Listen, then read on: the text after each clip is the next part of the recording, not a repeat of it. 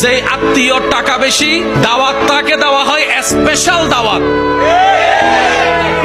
আর যতই কাছের রক্তের হোক না কেন, যদি টাকাওয়ালা না হয়, দাওয়াতও তেমন ভালো করে পাই না, মেহমানদারিও তেমন ভালো করে পাই না, খাবার খেয়েছি কি খাই নাই সেইটাও জিজ্ঞেস করার কেউ থাকে না।